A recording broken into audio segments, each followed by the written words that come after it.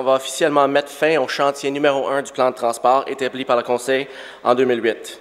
C'est le premier bris officiel qu'on fait avec ce plan de transport. C'est le seul plan de transport qu'à Montréal. Un plan de transport est censé d'aller au-delà d'un mandat, au-delà d'une administration. Il est censé donner une direction claire aux fonctionnaires et au gouvernement pour les années à venir. C'est un plan qui a largement fait consensus. Et malgré ses imperfections, au moins nous savions dans quelle direction allait Montréal. Dans ce plan, c'était inscrit qu'il fallait faire une révision quinquennale, mais cette administration a fait fi de cette obligation. La Ville, depuis 2008, agit en fonction de ce plan. Combien de sommaires additionnels a-t-on tous lus qui fait mention de ce plan?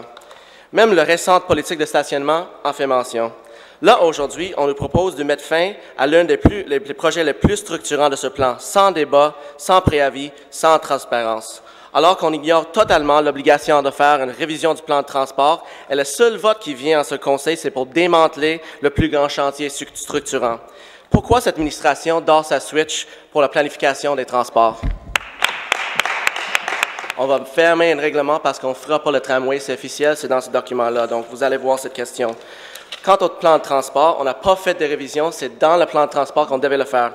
Toronto a un plan de transport, Ottawa a un plan de transport, Edmonton a un plan de transport, Vancouver a un plan de transport et Seattle a un plan de transport. À Montréal, on démantèle notre seul plan sans préavis, sans vote, sans information, sans transparence. Monsieur le maire, où est la grande vision pour Montréal quant au développement de transports communs?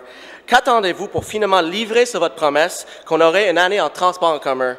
Ça fait 2 ans et demi que cette administration est au pouvoir et n'a aucun projet fait à Montréal pour développer nos transports. Au contraire, on improvise, puis on laisse le Québec prendre le lead en envoyant les priorités en matière de transport à une institution privée, la Caisse. Vous dites, Monsieur le maire, que quand vous parlez, Québec écoute. Je pense que c'est plutôt l'inverse. Quand Québec parle, Monsieur le maire écoute.